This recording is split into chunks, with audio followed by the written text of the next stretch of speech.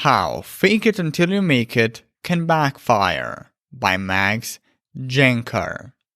There's a particular sort of get your ex back advice that encourages people to start fashioning themselves as alpha, high value, or some other bizarre overcompensatory delusion of grandeur. This advice basically amounts to the classic fake it until you make it advice. You take an insecure and needy person, tell them to pretend they are, say, an outgoing alpha male/female, and then they'll be more likely to run around and behave in those manners. Ideally, this person will receive some positive reference experiences with their ex to solidify their belief around being alpha, and as a result, personify the said identity even further. Although the fake it until you make it advice works in many situations, my gripe with it is not the method itself, but rather the absurd idealizations people tie to it. Rather than envisioning themselves as calm and controlled, principled, charming and assertive, they are instead encouraged to be alpha, to be high value, all nebulous and arbitrary concepts at their core. For instance, if you're a quirky 30-year-old overweight game designer, and I get you to pretend you're suddenly one of those hotshot poser alphas you keep seeing on your Instagram feed selling shitty fitness supplements or NFTs, things would likely get awkward.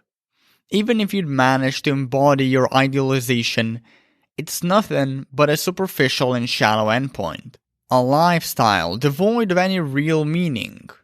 Thus, I doubt that embodying this idealization would make you any happier, and if you're not any happier, you also aren't any more attractive. Hence, you'll have fewer chances of getting your ex back. And while you may get your ex to like you more because you're acting out on your idealization, you will ultimately only suppress your emotional issues in the process of acting out on that idealization. You know, the emotional issues you should be dealing with if you ever want to have a healthy relationship. If you take an insecure and codependent nerd, call him Bob, who pretends to be James Bond, the ultimate alpha male, and now this guy gets his ex back due to his performance, in the end, you still have an insecure and codependent nerd. The only difference is that now he's got back with an ex who will just dump him in the future because he has done no real identity level work.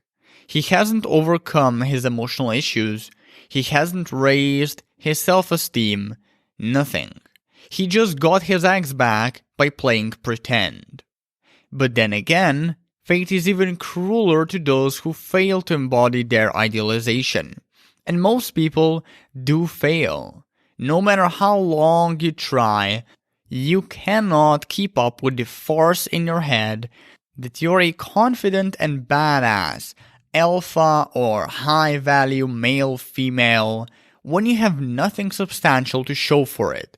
No references that signal your brain, hey fuckface, this is an instance of confidence. You have like 420 of them. It looks like you're way more badass than you thought.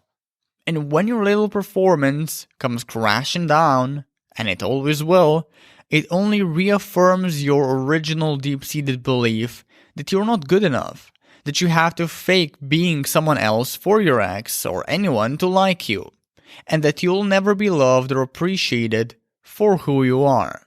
I mean, those are the things that make you perform in the first place.